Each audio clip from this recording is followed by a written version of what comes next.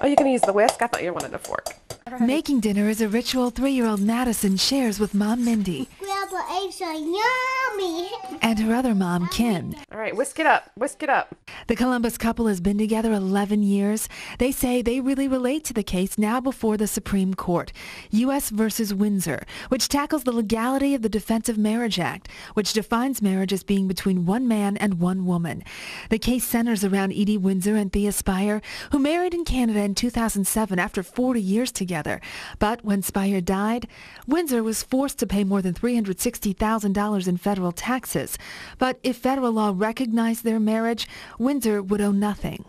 It's really heart-wrenching to think of losing your significant other, but then to have those kind of problems to deal with, it's so incredibly sad. Mindy and Kim say building a life was always a priority. Mindy leaving a career in sales to stay home with Madison and 4-month-old Lily. Such a big girl. Devotion, Mindy says she fears, is ignored by something as simple as a visit to the emergency room, where she has no medical rights since Kim is the girl's biological mother. You're going to smile. You know, makes you feel less of a parent when I'm not less of a parent. I'm just as much of a parent. And the fact that I have no legal responsibility with regards to my daughters is very, very frustrating. If anything would ever happen to me, she might not get custody of our children. They might be taken away from her. So to think the fact that, she could be going through a situation where she's losing me and losing our children is just, it's devastating. The debate over gay marriage has spread in the weeks leading up to this case. Ohio Senator Rob Portman recently announced his support for same-sex marriage after learning his own son is gay.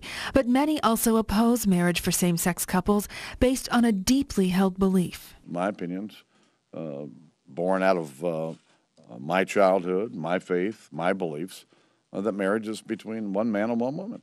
I respect other people's views. Ohio State University law professor Mark Spindelman says the marriage equality movement in Ohio could actually factor into the High Court's decision because justices sometimes look for signals, signs the country is ready to accept change, like Ohio's effort to place a referendum on the ballot this fall to repeal the state ban on same-sex marriage. Is significant because it may reflect a kind of bellwether change in the status and views about same-sex marriage across the country.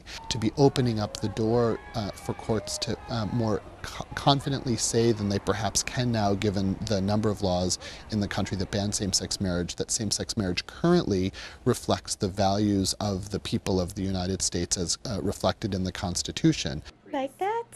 And as for Kim and Mindy, they say they'd like to marry in Ohio and hope the Supreme Court will clear the way. We're just regular people, just like everybody else. We bought our house, we pay our taxes, we are great neighbors, and we're a great family.